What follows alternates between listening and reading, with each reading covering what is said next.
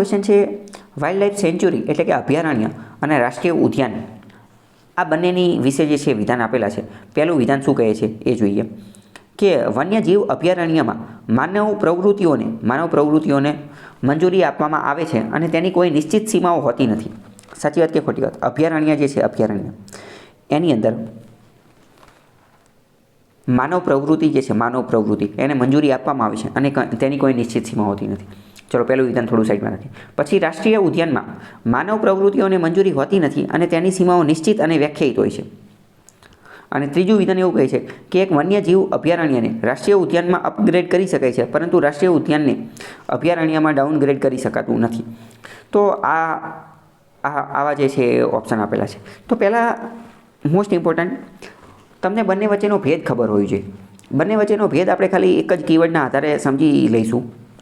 એ તમે એવી રીતે યાદ રાખો, સેન્ચ્યુરી એટલે કે અભયારણ્ય અને બીજું છે નેશનલ પાર્ક એટલે કે રાષ્ટ્રીય ઉદ્યાન.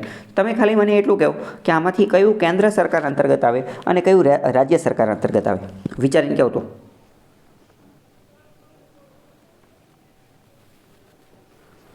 રાઈટ, સેન્ચ્યુરી અભયારણ્ય એ રાજ્ય અંતર્ગત આવશે. યાદ રાખવા માટે એસ એટલે સ્ટેટ, એના આધારે સેન્ચ્યુરી એટલે અને સ્ટેટ એના આધારે એસના આધારે યાદ રાખી શકો. અને નેશનલ પાર્ક રાષ્ટ્રીય ઉદ્યાન એ કેન્દ્રમાં આવે. આમે કીવર્ડ ઉપરથી ખબર પડી જાય. નેશનલનો મતલબ શું?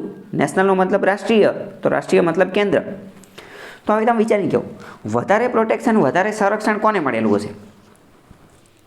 તો વધારે પ્રોટેક્શન તો નેશનલ પાર્કને જ મળેલું હશે ને. વધારે પ્રોટેક્શન નેશનલ પાર્કને મળેલું છે.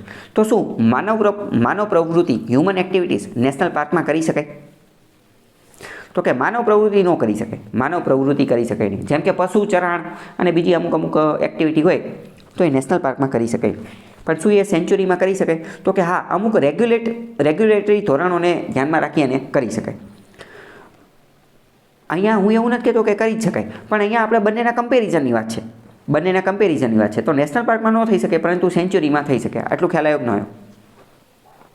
તો એના આધારે આ 3 વિધાન જે છે આપેલા છે અને ત્રણેય વિધાન જે છે એ સાચા છે કે અભયારણ્યમાં માનવ પ્રવૃત્તિઓને મંજૂરી આપવામાં આવે છે. તો કે હા, આપવામાં આવે છે. અને જે ઓલામાં નથી આપવામાં આવતી, રાષ્ટ્રીય ઉદ્યાનમાં નથી આપવામાં આવતી.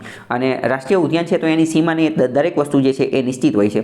વન્યજીવ અભયારણ્યમાં સામાન્ય રીતે જે છે એ નિશ્ચિત સીમાઓ હોતી નથી. ઘણી બધી વાર એવું પણ હોય કે જે નેશનલ પાર્ક હોય ને, રાષ્ટ્રીય ઉદ્યાન, એ બહુ મોટું હોય અને એની અંદર 2-3 સેન્ચ્યુરી આવતી હોય.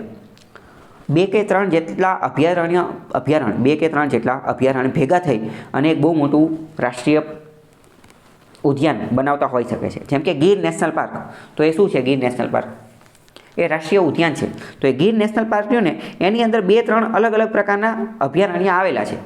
જેમ કે અમરેલીની આજુબાજુવાળો અને હજી બીજા જૂનાગઢ વાળોની એક્ઝેક્ટ મને અત્યારે યાદ નથી, પણ 2 કે 3 જેટલા અલગ અભયારણ્ય ભેગા થઈ અને ગીર નેશનલ પાર્ક બનાવે છે. ઓકે, ખ્યાલ આવ્યો? અને વન્યજીવ અભયારણ્યને રાષ્ટ્રીય ઉદ્યાનમાં અપગ્રેડ કરી શકાય, પણ એનું ઊંધું શક્ય નથી. એ વાત પણ સાચી છે. ઓકે.